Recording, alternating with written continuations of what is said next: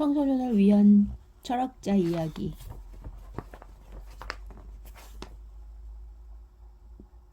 1. 서양편. 철학하는 이들의 교과서 소크라테스. 기원전 470부터 399. 철학적 사유의 교과서 같은 인물. 소크라테스만큼 못생긴 사람을 찾기가 쉽지 않다. 그가 살았던 당시에도 이미 소크라테스를 닮았다는 말은 그 자체로 대단히 못생겼음을 나타내는 표현이었다. 당시 수학을 몹시 잘한 한 젊은이가 이 말을 듣고 정색하며 반박하였다는 기록이 아직도 남아있을 정도이다. 반면 소크라테스같이 생각한다 라는 말은 예전이나 지금이나 그 자체로 매우 진지하고 철학적임을 나타내는 표현으로 쓰이곤 한다. 확실히 그는 여러 면에서 철학적 사유의 교과서 같은 인물이었다. 소크라테스는 자신의 사상을 책으로 쓴 적이 없다.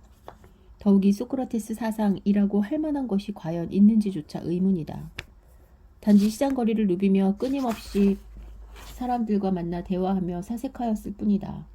소크라테스 자신이 확실히 알고 있는 것은 자신은 진리에 대해 아무것도 모른다 라는 것뿐이었다.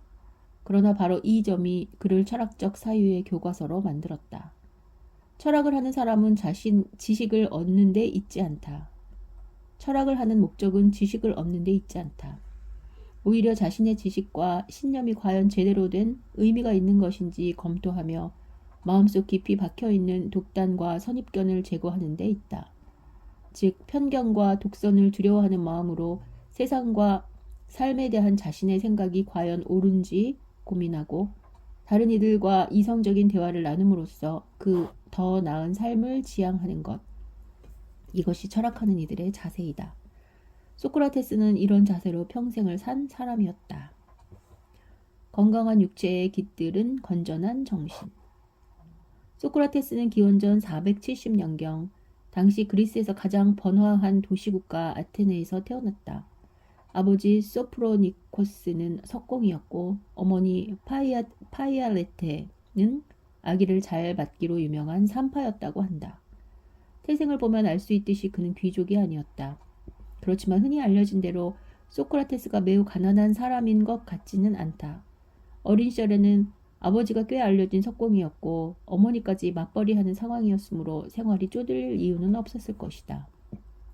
또 기록에 따르면 소크라테스는 몇 차례 굵직한 전투에 참가하였다. 당시 아테네 군대에서는 시민 병사들 스스로가 전투에 필요한 장비를 구입해야만 하였다.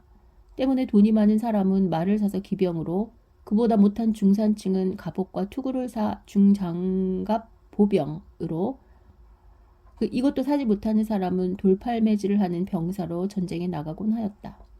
소크라테스는 주로 중장갑 보병으로 전투에 참가하였다고 한다. 이 점에 미루어 맨발인데다가 형편없이 초라한 옷가지로 유명한 소크라테스의 고유복장은 그가 가난하였다기보다는 욕심없는 생활을 원한 태도에서 비롯된 것인 듯하다. 2500여 년 전에 석수장의 아들인 소크라테스가 소년 시절을 어떻게 보냈는지에 대해서는 별로 알려진 바가 없다. 다만 어릴 때부터 그와 아주 친한 친구였던 크리톤이 남긴 증언에 따르면 소크라테스의 못생긴 용모는 이미 어린 시절부터 장안의 화제였다. 소크라테스 조각상을 보면 알 수 있듯이 확실히 그는 못생겼다. 몹시 거친 피부에 개구리같이 툭 튀어나온 눈, 거기다가 두꺼운 입술에 주저앉은 코. 이런 독특한 생김새는 어린 시절부터 사람들의 관심을 끌기에 충분하였을 것이다. 그러나 주위 사람들이 아무리 놀려도 소크라테스는 밝고 건강하기만 하였다. 심지어 그는 자신의 용모에 대한 주변 사람들의 우스갯소리를 즐기기까지 하였다. 자기 눈은 사방을 잘 볼 수 있도록 툭 튀어나왔으며 길고 똑바른 코보다는 뭉툭한 코가 냄새를 더 잘 맡는다고 자랑하여 주변을 웃기기까지 할 정도였다. 게다가 그는 타고난 건강 체질이었다. 그는 중년이 되어서도 한겨울에 맨발로 행군하고 얇은 겉옷만 걸치고 다녔음에도 별 탈이 없었다고 한다. 나아가 이른의 나이에 독약을 마셨어도 너무나 건강한 나머지 도끼가 퍼지지 않아 약효가 나오기 위해 감옥 안을 걸어 다녀야 하였다는 일화까지 전해진다. 건강한 육체에 깃들은 건전한 정신. 이는 어린 시절부터 소크라테스가 평생 동안 간직한 모습이었다. 너 자신을 알라. 정상적인 아테네 시민의 삶을 살았다면 소크라테스는 아마도 아버지의 뒤를 이어 석공이 되었을 것이다. 아테네에 있는 파르테논 신전을 비롯한 아크로폴리스 유적은 그가 20, 30대를 보낼 무렵에 건축되었다. 그렇다면 남아있는 건물 중 어느 부분은 분명 당대 유명한 석공이었던 아버지 소프로니코스를 따라 일을 배우던 젊은 소크라테스의 작품일지도 모른다. 그러나 그가 석수로 알려졌다는 이야기는 어디에도 나오지 않는 것을 보면 소크라테스의 재주는 돌을 쪼아 멋있는 조각을 만드는 데 있지 않았나 보다. 후에 다시 살펴보겠지만 그의 재주는 오히려 정신을 모아 아름다운 대화를 만들어내는 데 있었다. 당시 아테네는 페리클레스라는 현명한 정치가의 지도 아래 최고의 번영을 누리고 있었다. 경제가 일어나면 문화도 따라 발전하는 법. 지혜로운 수많은 사람들이 아테네로 모여들었다. 게다가 아테네는 민주주의의 본고장이었다. 시민들은 아침부터 저녁까지 끊임없이 토론을 즐겼고 이 토론의 결과가 국가의 정책과 각종 재판의 판정에 직접적인 영향을 미치곤 하였다. 때문에 아테네에서 시민으로 살아가기 위해서는 조리 있고 설득력 있게 말하는 기술이 다른 무엇보다도 중요하였다. 이 가운데 등장한 사람들이 이른바 소피스트였다. 소피스트는 지금으로 본다면 변호사, 논술 강사, 철학자를 한데 합쳐놓은 것 같은 사람이라고 할 수 있다. 이들은 주로 재판에서 벌어지는 논쟁이나 연설에 필요한 기술을 가르쳤으며 경우에 따라서는 법정에 직접 서기도 하면서 돈을 벌었다. 그렇다면 이들에게 진리는 상대적일 수밖에 없다. 이들은 돈을 주는 쪽이 갑이냐 을이냐에 따라 어느 경우에는 갑이, 다른 경우에는 을이 진리의 입장에 선다고 주장할 수밖에 없기 때문이다. 따라서 대부분의 소피스트들은 절대적으로 옳은 진리란 없거나 인간으로서는 알 수 없으며 옳고 그름은 자신이 처한 관점에 따라 서로 달라진다고 주장하였다. 인간은 만물의 척도라는 프라토고라스의 말은 이러한 그들의 관점을 잘 드러내준다. 반면 학자들이 자연 철학자라고 부르는 한 무리의 철학자들도 아테네에 모여들었다. 이들은 주로 자연 현상이 어떻게 이루어지며 세상의 본질은 무엇인지를 탐구하였다. 이들 중 어떤 이는 세상의 본질이 물이라고 하기도 하고 어떤 이는 불이라고 하며 또 어떤 이는 원자라고 주장하기도 하면서 자연의 이치를 탐구하는 데 몰두하였다. 특히 아낙사고라스 같은 사람들은 지구는 둥글고 허공에 떠 있다는 파격적인 주장을 펴 아테네를 시끄럽게 하기도 하였다. 이런 사실을 보면 이들이 시민들에게 끼친 영향력도 소피스트 못지않게 컸다고 여겨진다. 소크라테스는 당시 젊은이들이 흔히 그러한 것처럼 법정과 시장거리를 누비며 소피스트들의 논변을 듣고 배웠을 것이다. 또한 그는 아낙사고라스의 제자로부터 철학을 배우기도 하였다. 때문에 그가 인간의 일을 판정할 때의 기준이 소피스트의 주장처럼 상대적인 것이 아니라 자연을 연구할 때처럼 절대적이지 않은지 고민한 것은 어찌 보면 당연한 일이다. 만약 인간 사이의 갈등을 판정해 줄 절대적인 진리가 있고 이것을 알 수 있다면, 나아가 이 진리가 이끄는 대로 살아갈 수 있다면 사람들은 훨씬 행복할 것이다. 소크라테스가 알고자 한 것은 바로 이런 진리였다. 따라서 소크라테스는 당시 현명하다고 알려진 사람들을 붙잡고 과연 이런 진리가 무엇인지, 어떻게 하면 얻을 수 있는지 끊임없이 묻고 다녔다. 그러나 결과는 실망뿐이었다. 누구도 소크라테스의 물음에 대해 답변해 줄 수 없었다. 그들에게 물음을 던지면 던질수록 실제로 그들은 아무것도 모르며 단지 아는 척하고 있다는 것만이 드러날 뿐이었다. 이런 가운데 소크라테스가 깨달음을 얻는 방법이 발생하였다. 당시 델피 섬에는 아폴로 신을 모시는 신전이 있었고 사람들은 큰 행사나 사건이 있을 때마다 이곳에 가서 사제로부터 신탁을 얻곤 하였다. 한 번은 그의 친구인 카에레폰이 델피 신전에 가서 이 세상에 소크라테스보다 더 현명한 사람이 있는지 물어보았다. 그 대답은 없다였다. 처음에 소크라테스는 이를 믿지 않았다. 그러나 세상에 그 어떤 현명한 사람으로부터도 자신이 원한 진리를 얻을 수 없자 소크라테스는 결국 자신이 직접 델피 신전에 가서 세상에서 가장 현명한 사람이 누구인지 물었다. 그 대답은 놀랍게도 소크라테스, 바로 너 자신이다는 것이었다. 이에 놀란 소크라테스는 신전의 문을 나서다가 기둥에 새겨진 너 자신을 알라 라는 문구를 보게 된다. 이 문구를 보고 그는 비로소 깨달았다. 그가 알고 있던 유일한 사실은 자신이 진리에 대해 아무것도 모른다는 사실뿐이었다. 그러나 바로 이 사실 때문에 그는 가장 현명한 사람이었다. 현명해 보이는 다른 이들도 소크라테스와 마찬가지로 진리에 대해 아무것도 모른다. 하지만 그들은 자신이 진리를 알고 있다고 믿으며 확신에 차 행동하고 있다. 이런 행동은 위험한 길을 다 안다는 듯이 눈을 가린 채 성큼성큼 걸어가는 것처럼 위험하다. 따라서 이후 소크라테스는 석공일을 그만두고 사람들의 무지를 깨우치는 데 일생을 보낸다. 세상을 깨우는 등에. 소크라테스는 매우 용감한 사람이었다. 이 점은 그가 참가한 유명 전투에서 잘 드러난다. 그는 포티다에아 공격전에서 위험을 무릅쓰고 부상당한 전우를 구출해냈으며 일리온 전투에서는 모두가 도망친 가운데에서도 유일하게 남은 졸병으로 장군과 함께 침착하게 우군과 적군을 둘러보면서 태연하게 전쟁터로 걸어갔다고 한다. 이는 소크라테스가 얼마나 용감한 사람인지를 잘 보여주는 사례라고 할 수 있다. 그는 이 용기를 이후 사람들의 무지를 깨우치는 데 사용하였다. 법을 잘 지켜야 한다. 전쟁터에서는 적에게 용감해야 한다. 와 같은 말은 누구나 지켜야 할 도덕 규범이다. 그러나 이것을 비판 없이 무조건 따르는 것은 무법천지, 비겁함보다 더 큰 해로움을 가져올 수 있다. 예컨대 법을 잘 지켜야 한다는 이유로 법에 정해진 신께 바치는 예배를 소홀히 한 아버지를 고소한 것이 과연 정의사회를 이루는 것이라고 할 수 있을까? 단 한 사람 남은 적군을 상대로 수백 명의 아군이 용기를 발휘하여 그를 처참하게 죽이는 것이 과연 진정 올바른 행위라고 할 수 있을까? 우리는 정의와 용기가 과연 무엇인지를 고민해야 진정으로 정의로운 판단과 용기 있는 행동을 할 수 있다. 소크라테스가 끊임없이 사람들을 붙잡고 깨우치려고 한 것이 바로 이 점이다. 그러나 그가 한 일은 설교도 책을 쓰는 것도 아니었다. 단지 만나는 사람을 붙잡고 물어보는 것뿐이었다. 그는 정의와 경건과 용기가 무엇인지 안다고 확신하는 사람들에게 과연 이것이 무엇인지 자신에게 정의를 내려줄 것을 요구하였다. 질문을 하면 할수록 사람들은 자신이 알고 있는 것이 실제로는 모순된 것이며 사실은 모르고 있다는 것을 깨닫게 된다.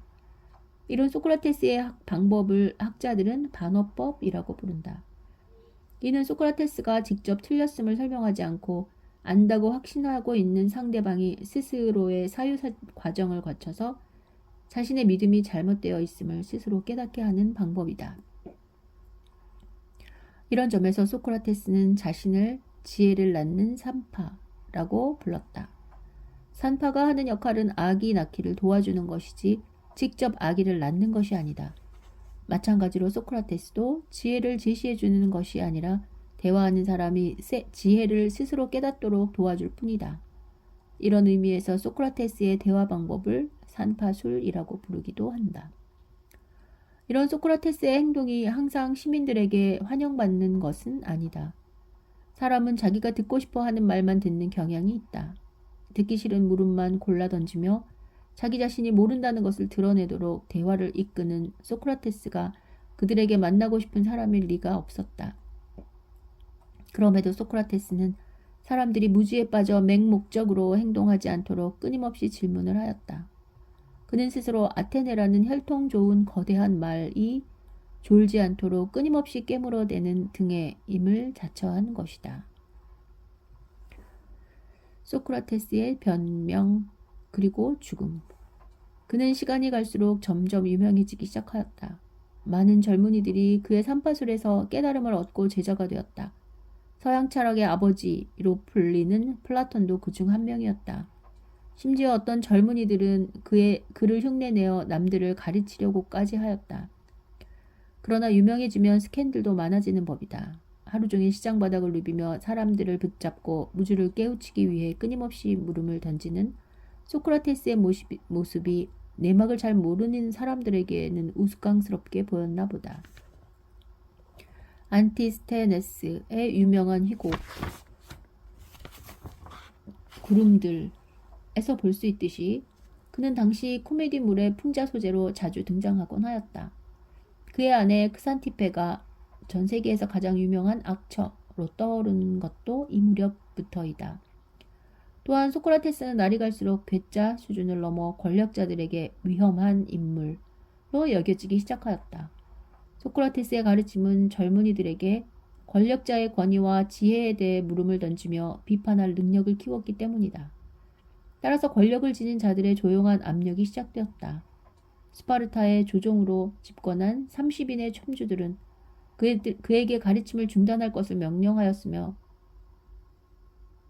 이후 다시 나타난 민주정에서도 권력자들은 그가 자신들의 입장에 야합할 것을 권하였다. 하지만 소크라테스는 단호히 거절하였다. 악과 타협하지 않고 오로지 진리만을 좇는 자세를 널리 퍼뜨리는 그의 태도는 비판할 줄 모르는 어리석은 다수 때문에 집권할 수 있었던 권력자들에게는 점점 큰 위협으로 작용하였다. 기원전 399년 마침내 그는 3명의 시민으로부터 젊은이들을 타락시키고 신을 믿지 않는다는 죄명으로 고소당하고 500인 법정에서 재판을 받았다. 사실 고소한 이들도 소크라테스를 굳이 처벌하려고 한 것 같지는 않다. 그들은 소크라테스가 법정에서 최소한 쩔쩔매는 모습을 보여주거나 고소당했다는 사실 때문에 움찔하여 가르침을 자제하는 수준에 머무르기를 원하고 있었다. 그러나 법정에서의 소크라테스의 태도는 이들의 예상과는 너무도 달랐다. 그는 법정에서 고소당한 사람이 흔히 그렇듯 눈물로써 애원하지 않았다. 그는 당당하게 자신의 무죄를 주장하였다. 이때의 그의 변론 내용은 제자 플라톤의 기록으로 지금까지 전해지고 있다. 소크라테스의 변명이 바로 그것이다. 그러나 너무도 당당한 모습에 반감을 샀는지 어리석은 아테네 사람들은 소크라테스에게 360대 240이라는 표 차이로 유죄를 선고하였다. 유죄 이후에 형량을 선고받았는 데 있어서도 소크라테스는 판결을 받아들이고 관대한 처벌을 바라기는커녕 자신은 국가에 기여한 공로로 영빈관에서 평생 식사를 제공받아야 할 사람이라고 주장하여 배심원들의 분노를 샀다. 그래서 이번에는 더욱 압도적인 표 차이로 사형을 언도받고 말았다. 사형 선고를 내리기는 하였지만 그가 실제로 사형을 받으리라고 믿는 사람은 많지 않았다. 이런 유명인들은 보통 뇌물을 써서 탈출하는 것이 보통이므로 사형 선고는 단지 망신 주기 정도의 의미인 듯 싶다. 실제로 크리톤을 비롯한 친구들은 그를 탈출시키기 위해 돈을 모아 간수를 매수하기도 하였다. 그러나 소크라테스는 친구들의 탈출 제안을 단호히 거절하였다. 평생 다른 이들에게 법을 지키라고 한 자신이 스스로 법을 어길 수 없다는 이유에서였다. 결국 그는 독약을 마시고 숨을 거두었다. 그는 역사상 처음으로 자신의 신념을 지키기 위해 죽음을 택한 최초의 철학의 순교자인 것이다. 인류를 위한 윤리교사. 소크라테스가 평생 자신이 확실히 알고 있다고 주장한 것은 자신은 진리를 모른다는 사실뿐이었다. 그러나 바로 그 사실 때문에 그는 역사상 가장 위대한 현자가 될 수 있었다. 그의 시대나 지금이나 대부분의 사람들은 수많은 편견과 선입견 속에서 자신의 신념이 옳다고 믿으며 별다른 비판의식 없이 행동하고 살아간다. 소크라테스는 우리에게 편견에서 빠져나와 세상을 객관적으로 바라보고 지금 우리가 하고 있는 일이 진정 의미가 있고 올바른 것인지 스스로 묻도록 권유하고 있다. 소크라테스가 위대한 이유는 바로 이러한 철학을 하는 자세에 있다. 그는 생애를 통해 철학을 하는 삶의 모범을 보여주었고 그는 진정 비판 정신이 살아있는 바람직한 삶의 태도를 제시한 인류를 위한 최초의 윤리교사라고 할 수 있을 것이다.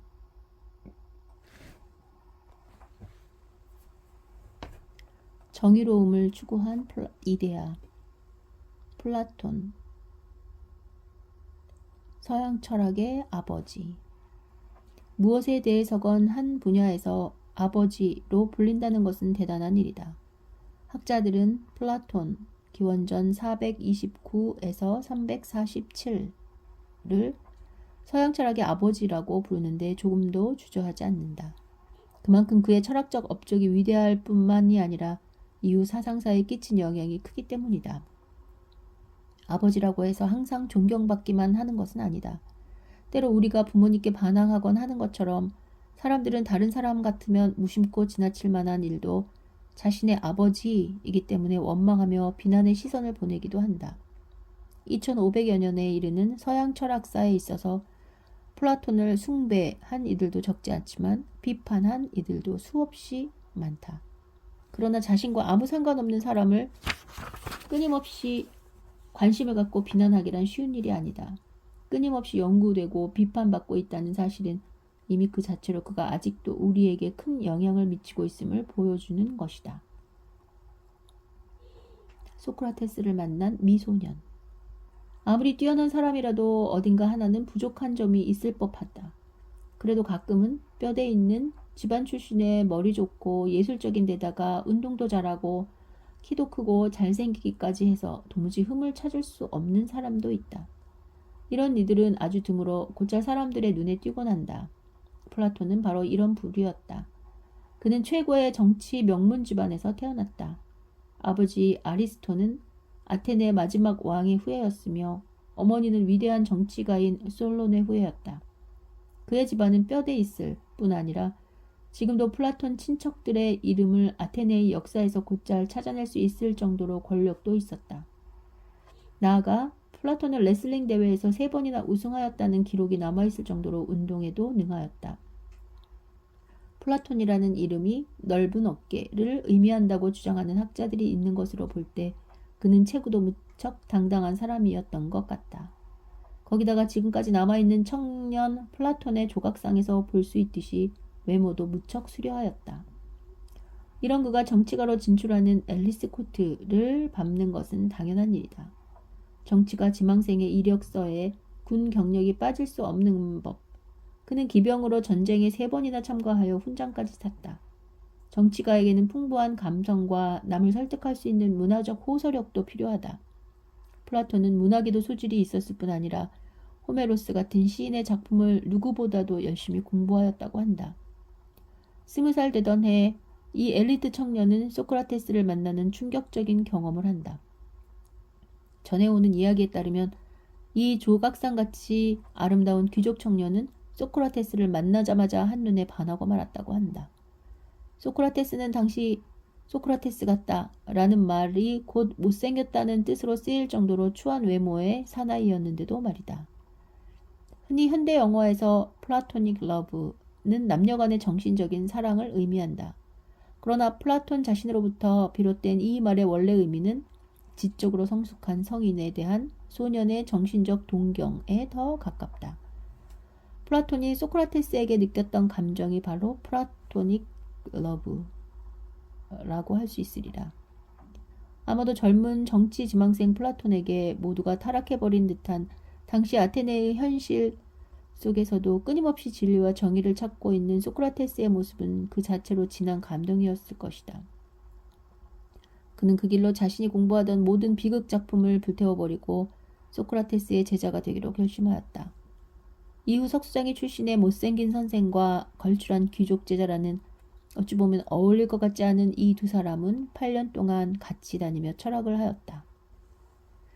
가장 정의로운 자의 죽음과 민주정치에 대한 혐오. 굳이 설명할 필요도 없이 아테네는 민주주의 발생지이다. 아테네 민주주의 배경에는 소피스트들이 있었다. 소피스트는 지금으로 본다면 변호사와 웅변술 강사, 철학자를 합쳐놓은 것 같은 사람들이다. 이들은 절대적인 진리란 없거나 인간으로서는 알 수 없으며 모든 것은 사람들 각자에게 얼마나 유용한지에 따라 옳고 그름이 결정된다는 주장을 하였다. 이러한 생각은 사람들 각각의 판단과 가치를 중시함으로써 민주주의가 꼽힐 수 있는 근거로 작용하였다. 그러나 사람들 사이의 견해가 충돌하는 상황에서는 명확한 판단의 잣대를 제시하지 못함으로써 사회를 혼란에 빠뜨리는 결과를 가져오기도 하였다. 이에 반해 소크라테스는 무엇인지 명확히 말할 수는 없지만 사람이면 누구나 추구해야 하는 절대적인 진리가 있다고 주장하였다. 그리고 인간은 이러한 진리를 추구하는 가운데에서만 비로소 사람다운 사람이 될 수 있다고 역설하였다. 그리고 이 진리를 찾기 위해 끊임없이 사람들에게 질문을 던졌다. 기원전 404년 플라톤이 태어나기 전부터 시작되어 근 30년을 끌어온 스파르타와의 전쟁은 아테네의 패배로 끝이 났다. 사회는 걷잡을 수 없는 혼란의 소용돌이 속으로 빠져들었다. 스파르타의 지원을 받은 독재 정부가 등장하였고 수많은 사형과 추방이 일어났다. 누구도 자신의 안정을 보장할 수 없었다. 이 와중에서 소크라테스는 진정한 철학자답게 생명의 위협 속에서도 옳지 않은 견해에 대해서는 누구와도 타협하지 않았다. 사실 독재자에게 가장 무서운 사람은 끊임없이 질문을 던지는 사람이다. 끊임없는 질문은 맹목적으로 순종하는 다수에게 독재자가 감추고 싶어하는 자기의 불의와 사악함을 깨닫게 할 위험이 있기 때문이다. 따라서 시장거리를 누비면서 수많은 질문을 던지는 철학을 하던 소크라테스는 그들에게는 정치적인 위험 인물이었다. 더구나 이 위험 인물은 누구와도 타협할 줄 몰랐다. 플라톤이 28살이 되던 해 그 시대 누구보다도 정의롭던 소크라테스는 독재 정부가 아닌 그가 그토록 다시 회복하려고 노력한 아테네의 민주주의에 의해 독배를 마시고 말았다.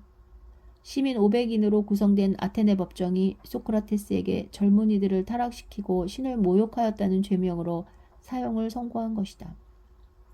이 사건은 청년 플라톤에게 걷잡을 수 없는 충격으로 다가왔다. 그는 가장 정의로운 이에게 사형 언도를 내린 아테네 민주주의에 대한 모멸감을 더 이상 감추지 않았다.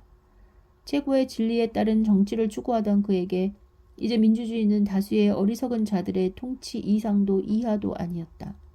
게다가 소크라테스가 사형을 당한 이상 수제자인 그의 안전도 안심할 수 없는 상황이었다. 따라서 이제 그는 아테네에서 도망쳐 방랑의 길을 떠났다. 큰 글자로 쓰여진 인간,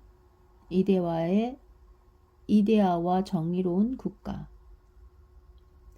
아테네에서 빠져나온 이후 40살이 될 때까지 플라톤이 어떻게 살았는지에 대한 기록은 별로 남아있지 않다. 처음 3년간은 친구들과 함께 그리스 북부의 메가라에 머물렀고 이후 이집트 등을 여행하였다는 정도의 이야기만 전할 뿐이다. 그러나 이 시기에 플라톤은 피타고라스 학파, 테오도로스와 같은 수학자들을 접하며 그의 유명한 이데아론을 발전시켰다.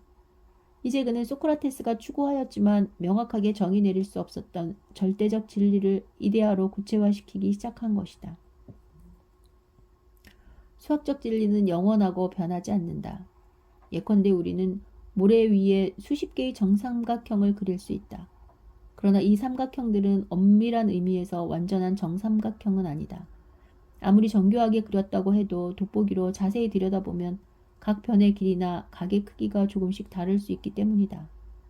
또한 시간이 지나면서 우리가 그린 정삼각형은 사라지거나 없어질 수 있다.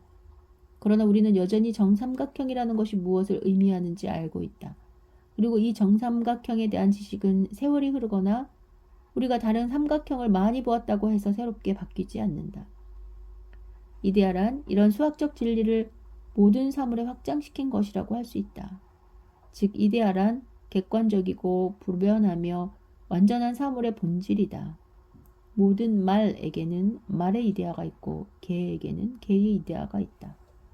우리가 일상생활에서 보는 사물들은 불완전한 것으로 이데아를 대충 베낀 것에 지나지 않는다.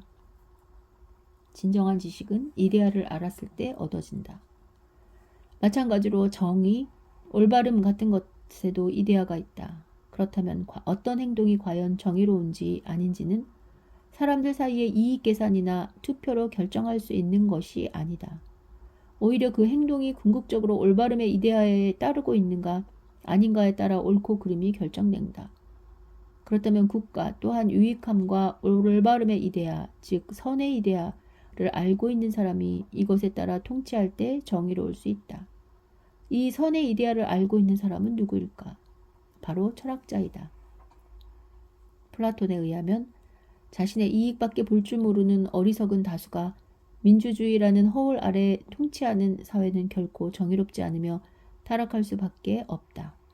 올바름의 이데아를 알고 있는 철학자가 권력을 쥐고 통치할 때만 사회는 비로소 정의로울 수 있다. 이를 우리는 철인 통치론이라고 부른다. 그런데 정의로운 국가와 개인은 서로 동떨어져 있는 것이 아니다. 플라톤에 의하면 국가란 결국 큰 글자로 쓰여진 인간이라고 할 수 있다. 인간의 영혼에는 이성, 기계, 욕망이라는 세 부분이 있다. 마찬가지로 국가의 이성은 통치자, 기계는 수호자, 가로 군인 계급, 욕망은 생산자 계급이다.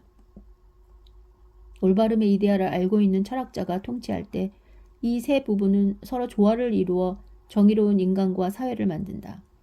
즉 이성과 통치자는 지혜의 덕이, 기가와 수호자는 용기가, 욕망과 생산자는 절제의 덕이 실현되어 개인과 사회가 온전히 제 기능을 다하는 것이다.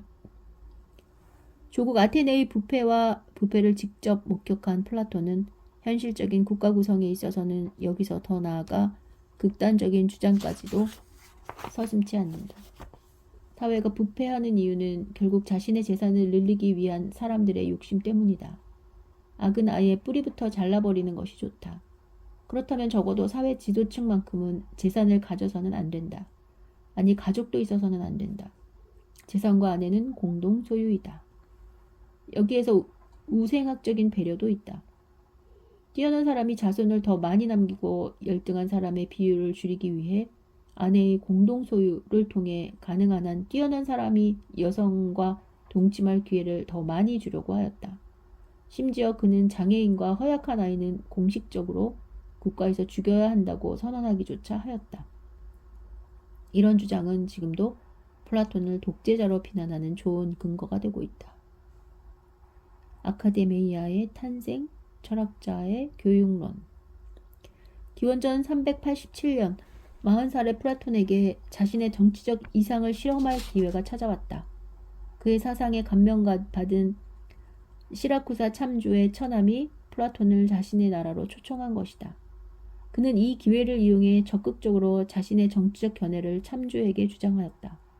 그러나 이 시라쿠사의 독재자에게는 그다지 달갑지 않은 이야기였는지 그는 결국 강제로 추방당한다.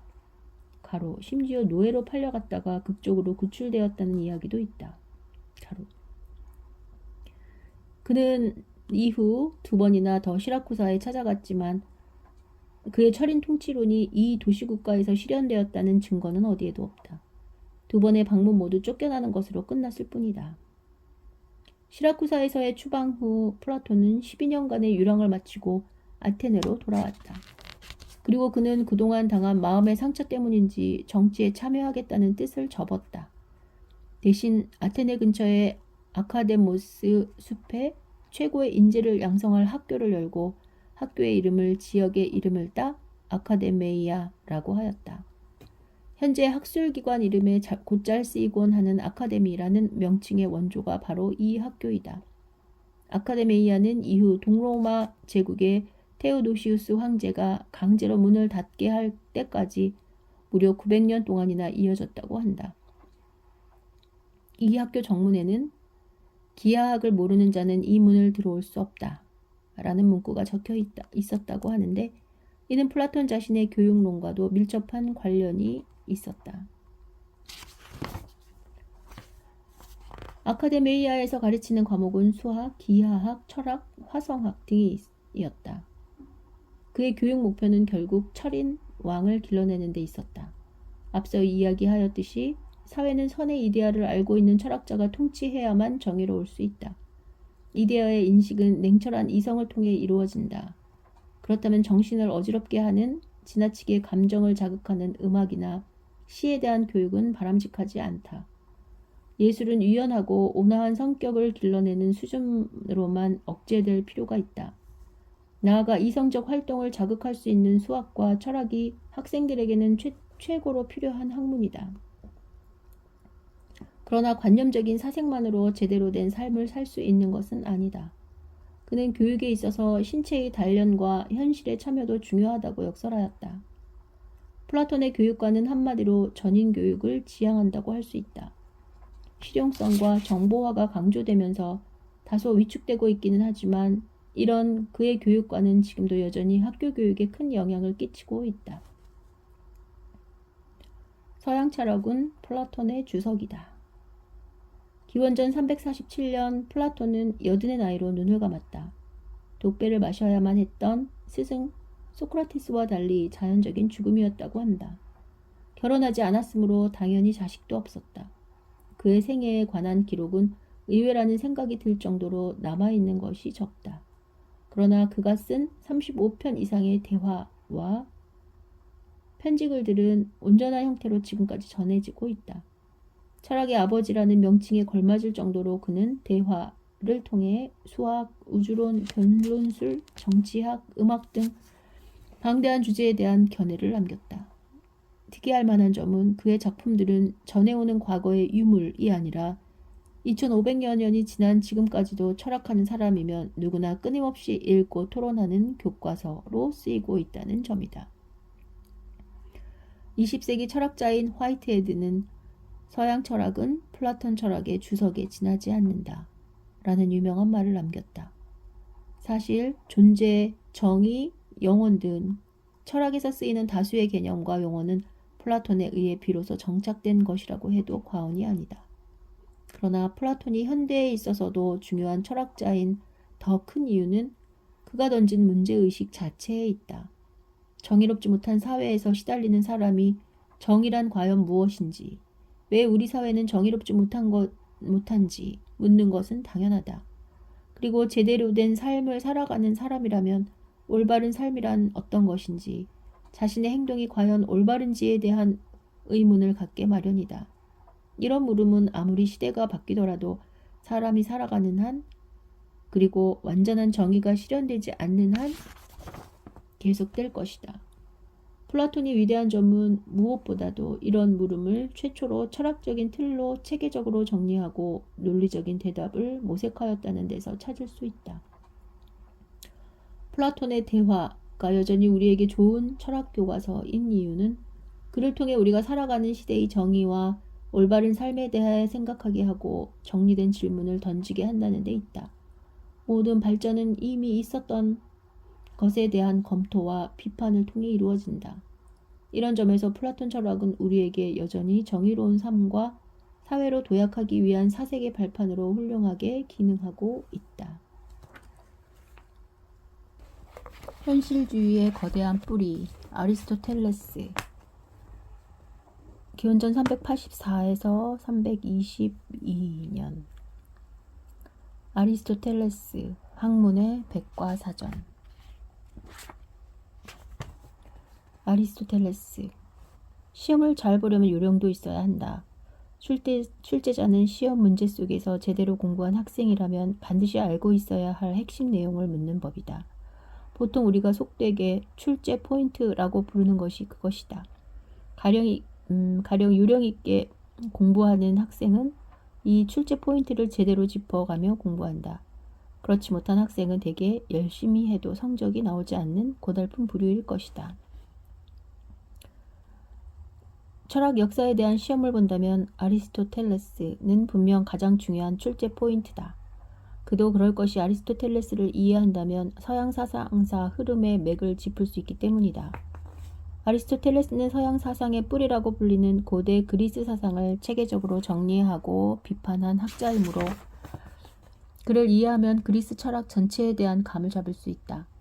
나아가 그의 사상은 교회가 유럽을 지배하던 서양 중세 시대의 신학의 기초가 되었기 때문에 그를 알면 서양 기독교 사상도 상당 부분 이해할 수 있다. 뿐만 아니라 뉴턴과 데카르트를 비롯한 근대 사상은 아리스토텔레스 철학에 대한 반박에서 시작되었으므로 근대 사상을 알기 위해서는 먼저 아리스토텔레스를 알아야 한다. 그의 연구 분야는 논리학, 변론술, 생물학, 천문학, 철학, 신학에 이르기까지 매우 넓기 때문에 아리스토텔레스의 저서 목록은 그 자체로 백과사전 같은 느낌을 준다. 실제로 철학이 중요한 입시 과목인 프랑스 등에서 아리스토텔레스는 학생들 사이에 저주받을 사람으로 통하기까지 한다. 사상사에서 차지하는 중요성이 너무나 커 피해갈 수 없는 출제 포인트일 뿐만 아니라 공부해야 할 내용이 엄청나기 때문이다. 어의의 아들로 태어난 철학자. 아리스토텔레스는 기원전 384년 그리스 북부 스타기라에서 태어났다. 당시 그리스인들은 그리스 문화권 바깥의 사람들을 모두 야만인으로 보았는데 스타기라는 문명 세계보다는 야만 쪽에 가까운 촌 동네였다. 당시 사람들은 서로 이름을 부를 때 아테네 사람 플라톤 식으로 자신의 출신 도시를 이름 앞에 붙이곤 하였다. 따라서 스타기라 사람 아리스토텔레스라는 말이 주는 느낌을 우리식으로 표현한다면 시골 깡촌 동네 출신 정도였던 듯 싶다. 그러나 그가 가난하고 이름 없는 집안 출신이었던 것은 아니다.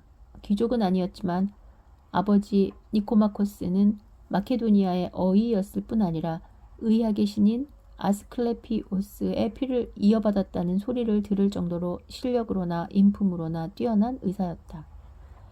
고대 그리스 사회에서는 아버지의 직업을 아들이 이어받는 것이 보통이었다. 따라서 아리스토텔레스도 어린 시절에 의사가 되기 위한 교육을 받았을 것이다. 학자들은 그가 청년 시절 아스클레피오스 신전에 속한 의료단체에서 활동하였을 것이라고 추측하기도 한다. 그러나 아리스토텔레스는 10살 무렵에 부모를 병으로 모두 잃어 친척 손에 자랐으니 그는 부모복이 많은 사람이라고는 하기를 어려울 것 같다.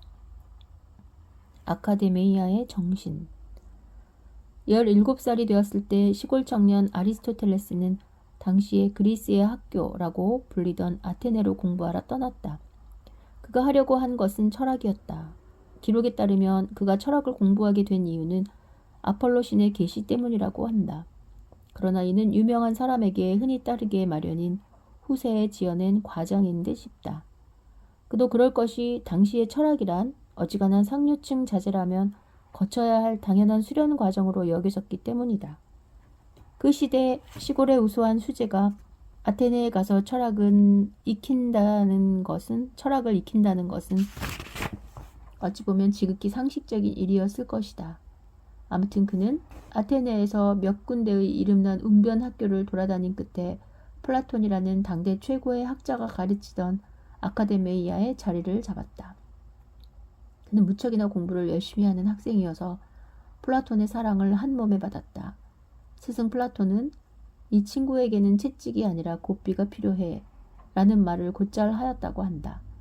말리지 않으면 몸이 상할 정도로 학문에 몰두하였다는 뜻이다. 나아가 플라톤은 놀랍도록 발전에 발전을 거듭하는 아리스토텔레스를 한때 아카데메이아의 정신이라고까지 추켜 세우기도 하였다.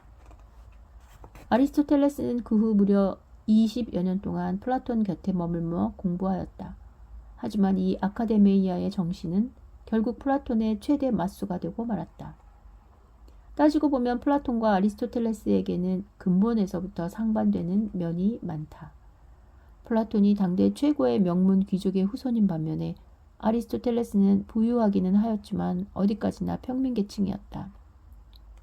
수학과 기하학에 몰두한 플라톤이 항상 수학과 같이 현실과 동떨어진 완벽하고 정교한 세계를 이상적인 세상의 모습으로 꿈꾸고 있었다면 의사의 아들로 태어나 생물학과 자연현상에 익숙한 아리스토텔레스는 살아 움직이는 우리의 현재 삶 속에서 진리를 찾으려는 경향이 강하였다. 플라톤이 이상주의자라면 아리스토텔레스는 현실주의자인 셈이다. 너무나도 유명한 선생과 제자 사이가 벌어지면 이들을 둘러싼 좋지 않은 뜬 소문이 무성하게 퍼지는 법이다. 어떤 역사가들은 아리스토텔레스가 80줄의 플라톤을 아카데메이아에서 망신 주어 쫓아내려고 하였다는 무시무시한 뜬소문을 전해주기도 한다. 또 어떤 역사가는 플라톤이 아리스토텔레스는 망아지가 자기를 낳아준 부모를 차버리는 것처럼 나를 차버렸다 라고 탄식하였다는 소식을 전해주기도 한다. 2500년이 지난 지금 어디까지가 사실이고 어디까지가 소문인지를 파악하기란 쉽지 않다. 그러나 플라톤이 죽을 때 가장 뛰어난 제자인 아리스토텔레스가 아닌 자신의 조카에게 아카데메이아를 물려주었다는 사실을 보면 이 둘의 사이에 학문적인 갈등과 대립이 있었음을 사실인 듯하다. 아리스토텔레스는 플라톤의 조카가 아카데메이아를 인수하자마자 주저없이 아테네를 떠났다. 그러나 그는 끝까지 스승에 대한 존경만은 버리지 않았다. 남아있는 그의 저서 어디에도 플라톤에 대한 과격한 공격은 찾아볼 수 없다. 오히려 플라톤을 비판할 때에는 항상 정중한 예의가 느껴진다. 그의 니코마코스 윤리학에 나오는 다음 구절은 스승과 논쟁하는 아리스토텔레스의 태도가 어떠하였는가를 잘 보여준다. 선이 무엇인가를 탐구하는 데 있어 이것을 잘 생각해보고 조금이라도 수상쩍다고 생각되는 곳을 샅샅이 들추어내는 것은 필요하다. 그러나 이는 친한 사람들, 가로 플라톤 학파를 공격해야 하는 작업이기에 괴로운 일이다. 그러나 우리는 철학자이기 때문에 친구보다는 진리를 존중하는 편이 더 한층 경건하다. 한 마리 제비가 왔다고 봄이 온 것은 아니다. 아리스토텔레스는 아카데미아를 떠나 아스소스로 여행을 떠났다.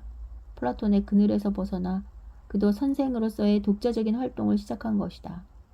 이곳에서의 가장 큰 수확은 결혼이었다.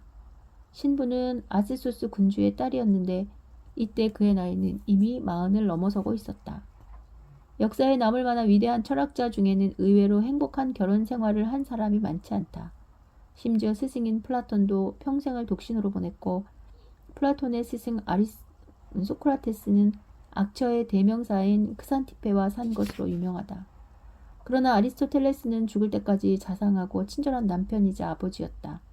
이런 모습은 그가 남긴 유언장에서 잘 드러나 그는 아내와 자식 심지어 부리던 노예 한 사람 한 사람에 대한 섬세한 배려를 아끼지 않았다고 한다.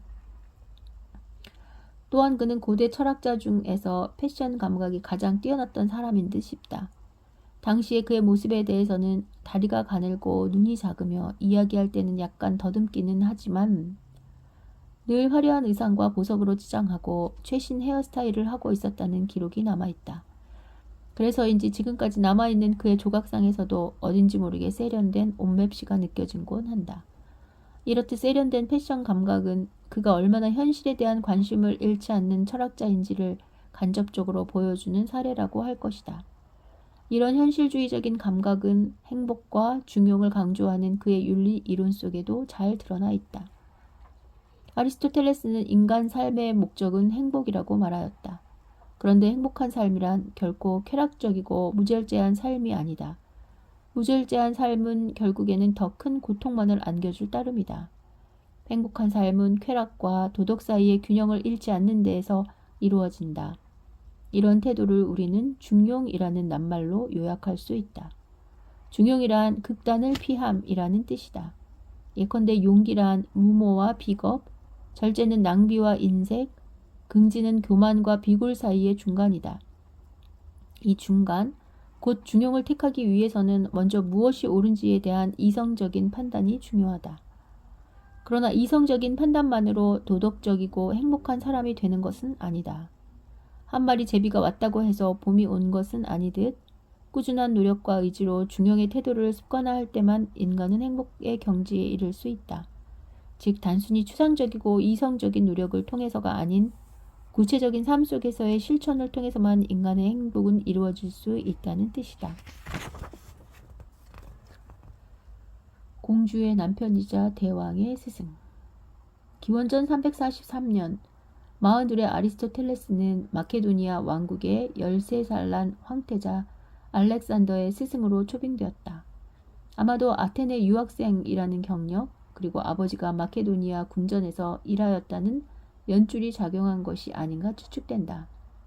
이 소녀는 훗날 알렉산더 대왕이 될 인물이었다. 장차 세계를 자신의 손아귀에 넣을 성격이 급하고 성취 욕구가 강한 이 위대한 소년에게 후대 사람들의 정신세계를 평정하다시피 한 이 뛰어난 스승이 어떤 영향을 미쳤는지는 분명하지 않다. 플루타르크 영웅전에 따르면 알렉산더는 아리스토텔레스의 가르침에 감명받은 나머지 저는 권력이나 영토의 확대보다는 선에 대한 지식에 있어 남들보다 뛰어나고 싶습니다. 라고 말하였다고 한다. 하지만 이는 단순히 스승에 대한 인사치레 정도의 의례적 표현이었던 듯 싶다. 그는 분명 권력과 영토의 확대에 관심이 많은 대왕이 되었기 때문이다. 아무튼 3년 뒤 알렉산더는 정치 현장에 뛰어들어야 하였기 때문에 아리스토텔레스의 가르침도 자연스럽게 끝이 났다.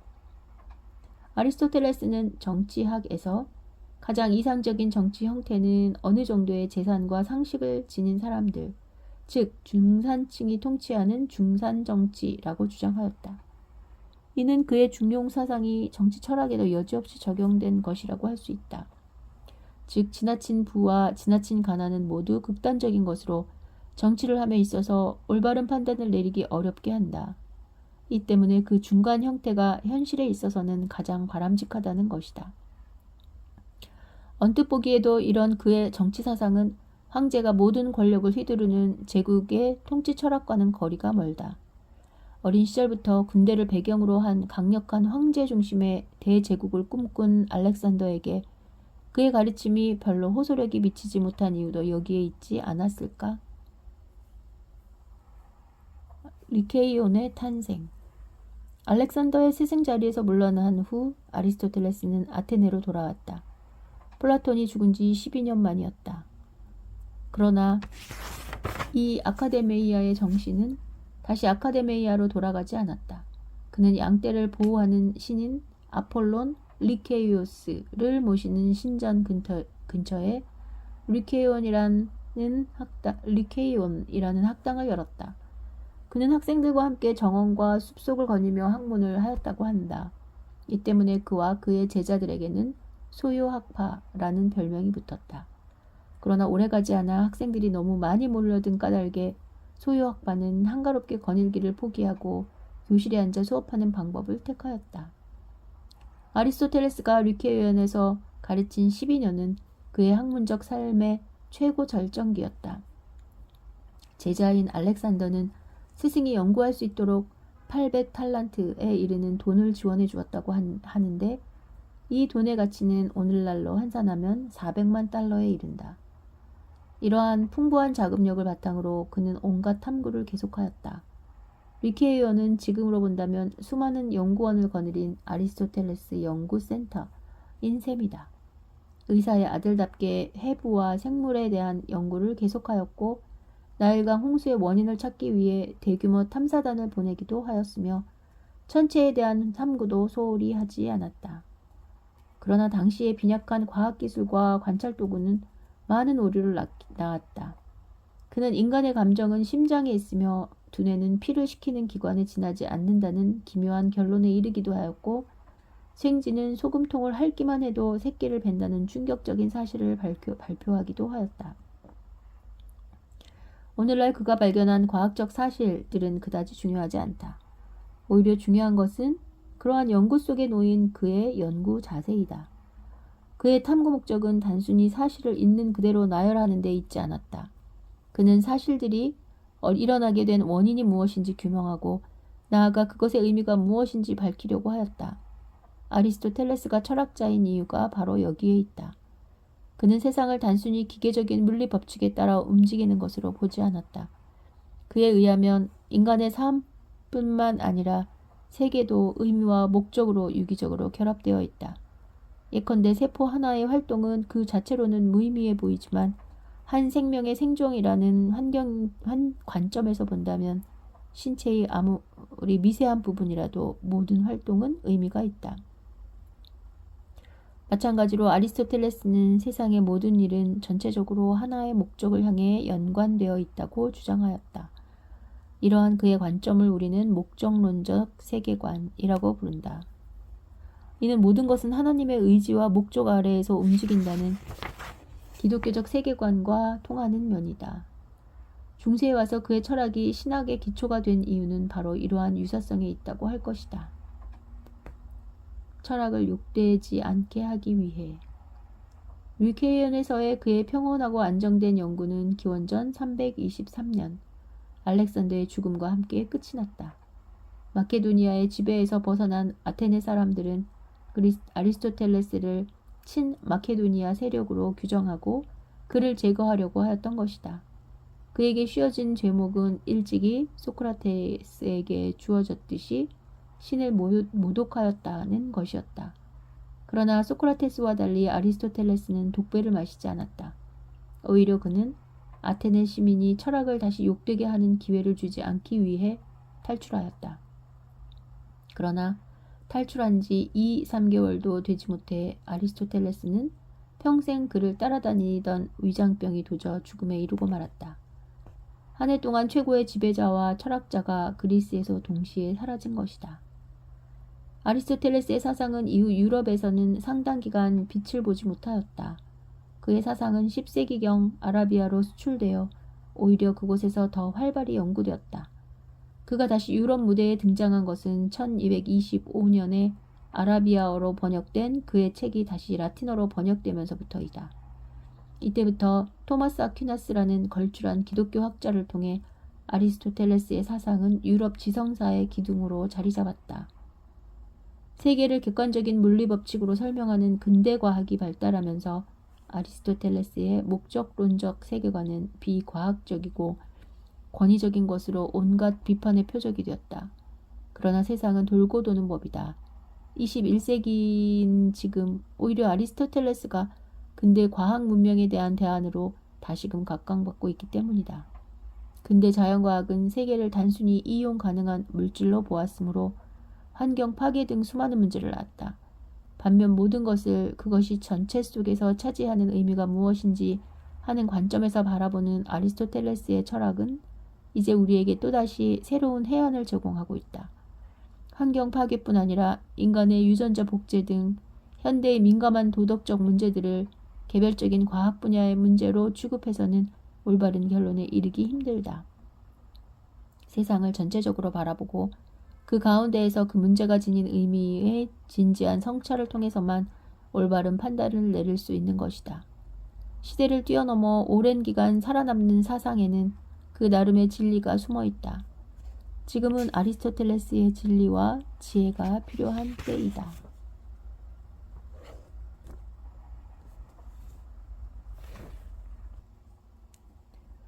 철학이 주는 겸손한 쾌락. 에피쿠로스. 기원전 341에서 270. 빵과 물만 있어도 신이 부럽지 않은 사람. 고기를 좋아하는 이들에게 삼겹살 구이를 푸짐하게 차려주었다고 해서 모두가 행복감을 느끼는 것은 아니다. 재벌처럼 살다가 한순간에 망한 이들에게는 이 풍성한 식탁이 오히려 서러움만을 불러일으킬 수 있다. 고급 음식점에서 품위 있게 식사하던 기억이 그들을 괴롭힐 것이기 때문이다. 행복이란 그런 것이다.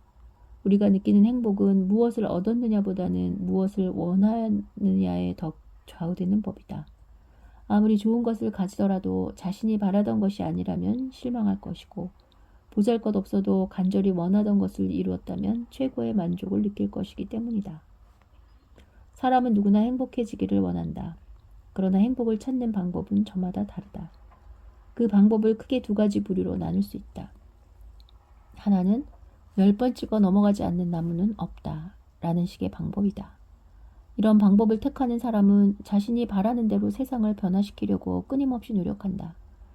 이들은 불타는 야망과 정열로 자신이 원하는 것을 손에 넣기 위해 가진 노력과 수고를 아끼지 않을 것이다. 반면에 오르지 못할 나무는 쳐다보지도 않는 방법도 있다. 이 방법을 택하는 사람은 세상을 바꾸기보다는 오히려 자신의 욕구를 바꾸려고 한다.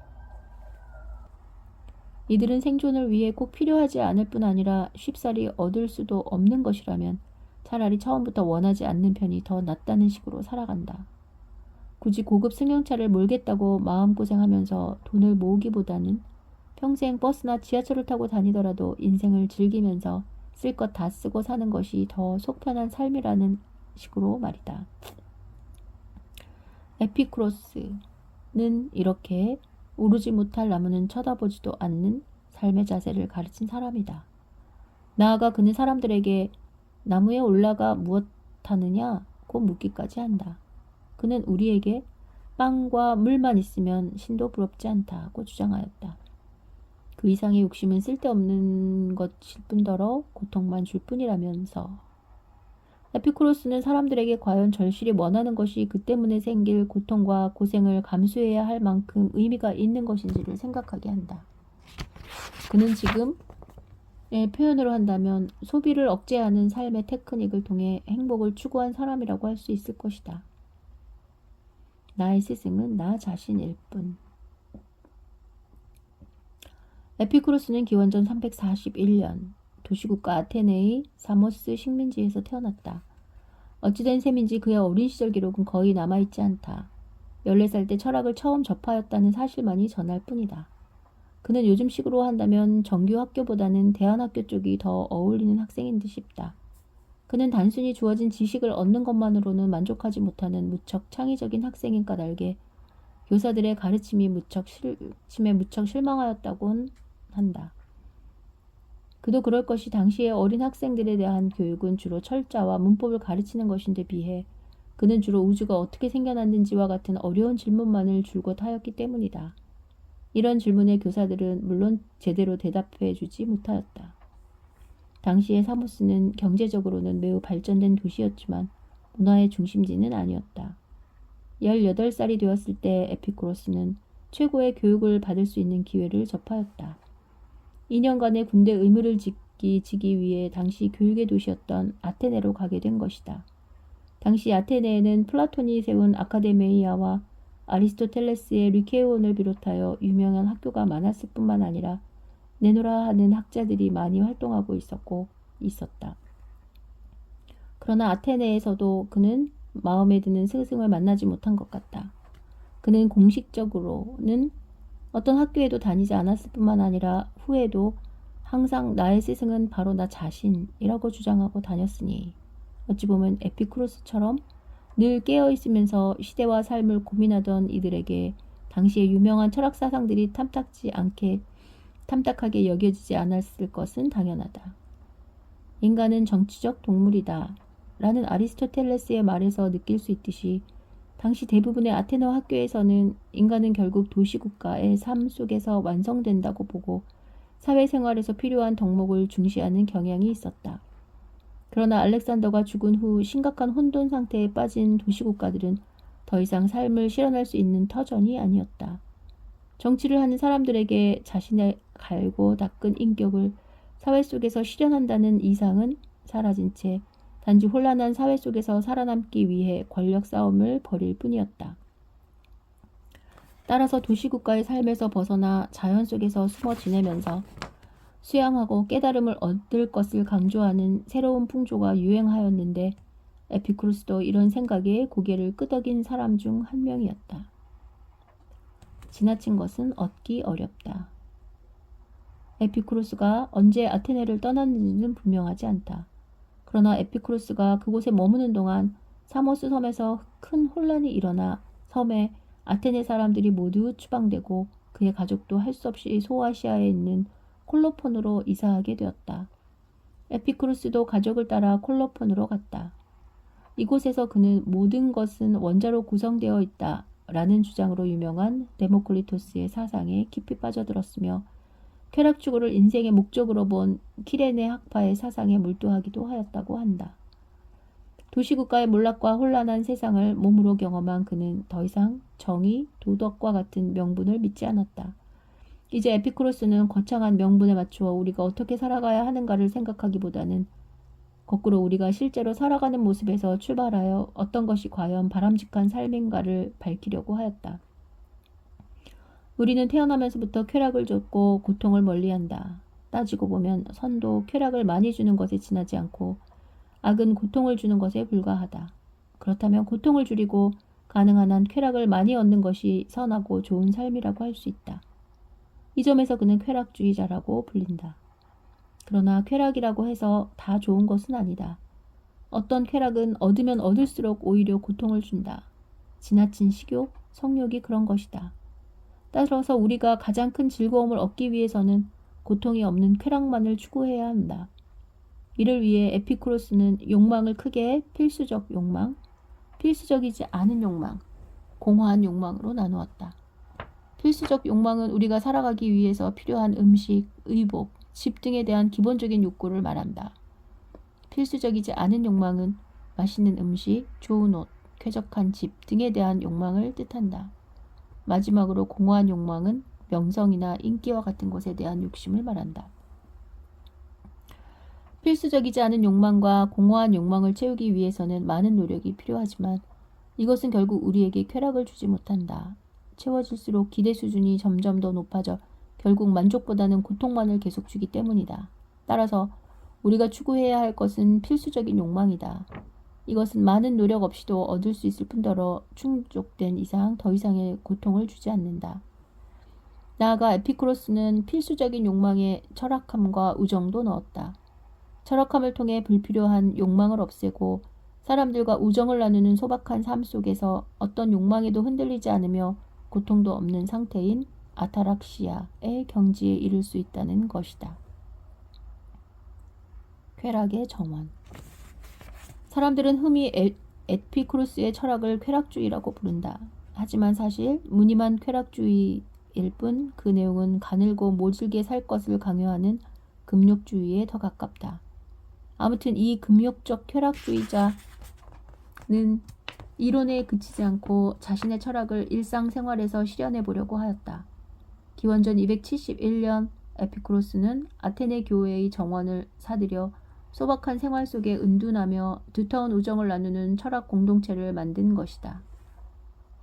이 정원 공동체를 만든 후 에피쿠로스는 수많은 스캔들에 시달렸다. 수많은 매춘부를 자신의 애인으로 삼았다든지 너무 먹어댄 나머지 하루에 2번씩 토하곤 한다든지 하는 해괴한 소문이 정원 주변을 끊임없이 맴돌았다. 영어 사전을 펼쳐보면 에피쿠로스의 이름에서 비롯된 식도락가라는 뜻의 아피큐어라는 단어를 찾을 수 있다. 이처럼 2000여 년이 흐른 지금까지도 그에 대한 오해는 계속되고 있는 것이다. 생각해보면 정원 공동체가 오해를 살 만한 점이 없었던 것은 아니었다. 에피쿠로스는 모든 사람에 대한 인간애를 강조하며 뜻만 같이 한다면 누구도 가리지 않고 노예나 여자 심지어 매춘부까지도 공동체의 일원으로 따뜻하게 맞아들였다. 그러나 에피쿠로스가 줄곧 은둔 생활을 강조하였다는 사실에 비추어 볼 때 공동체 밖의 사람들에게 이러한 그의 이상이 제대로 전달되었을리 만무하다. 만약 어떤 사람이 한적한 농장을 구입하였는데 거리의 여자들과 거동이 수상한 사람들이 그곳에 수시로 드나들곤 한다면 의심을 품지 않을 사람이 얼마나 될까. 아무튼 에피쿠로스는 이곳에서 하루에 음식을 장만하는데 1문화의 돈도 쓰지 않고 포도주 4분의 1리터만으로도 만족하면서 그나마 대부분은 물만 마시는 생활에 만족해하며 진정한 우정과 마음의 평온을 얻었다고 한다. 우리 사회에도 물질 문명을 거부하고 시골에 자그마한 공동체를 만들어 자연과 더불어 살아가는 이른바 대한 공동체들이 있는데 정원 공동체는 이들의 원조격이 되지 않을까 싶다. 고대 쾌락주의자가 주는 삶의 지혜. 에피쿠로스는 말년에 방광에 돌이 생겨 기원전 270년 72의 나이로 죽을 때까지 무려 14년 동안 심한 통증에 시달렸다고 한다. 그는 모든 고통과 두려움을 철학적 명상으로 이겨냈다. 젊은 시절 그가 깊이 빠져들었던 데모크리토스의 사상처럼 에피쿠로스는 세상의 모든 것은 원자들의 집합일 뿐이라고 생각하였다. 죽음은 몸을 이루고 있던 원자들의 해체 그 이상도 그 이하도 아니다. 그렇다면 우리가 죽음을 두려워할 이유가 없다. 죽음은 우리가 살아있을 때에는 우리에게 없으며 죽음이 찾아왔을 때는 이미 우리가 해체되어 없기 때문이다. 그러나 이런 생각은 단순한 생각일 뿐이다. 실제로 이런 진리를 받아들이고 죽음에 대한 두려움과 삶의 고통에서 벗어나기 위해서는 플라톤이 제시한 지혜, 용기, 절제, 정의라는 4가지 덕이 필요하다. 즉 불안과 집착에서 벗어나기 위해서는 세상 일은 모두 원자들의 집합과 해체일 뿐이라는 사실을 아는 지혜가 필요하며 이런 지혜를 실제 삶에 적용시키는 데에는 용기와 절제가 필요하다. 그리고 나아가 이웃들과 갈등을 일으키지 않고 조화롭게 살기 위해서는 나 자신부터 정의로워야 하는 것이다. 우리가 살고 있는 자본주의의 문명은 소비가 미덕인 사회이다. 인류 역사에 있어 지금처럼 사람들이 많은 것을 소유하고 누릴 수 있었던 때는 없었다. 그럼에도 사람들은 과거 어느 때보다도 더 불안에 떨고 외로워하며 미래를 두려워하고 있다. 욕망은 채워질수록 점점 더 크고 강해져 더욱 거대한 힘으로 우리의 삶을 고통 속으로 몰아넣는 것이다. 고대의 쾌락주의자 에피쿠로스는 이런 현대인의 삶에 중요한 깨우침을 주고 있다. 행복한 삶은 쾌락에 끌려다니는 것이 아니라 진정한 쾌락으로 삶을 끌고 가는 것이라는 것을. 이런 점에서 그는 욕망이라는 전차에 이끌려 별 반성 없이 결국 고통이 될 쾌락 속에 점점 빠져들어가는 우리에게 무엇이 과연 올바른 행복인지 또 되묻게 하는 진정 건전한 쾌락주의자라고 하겠다.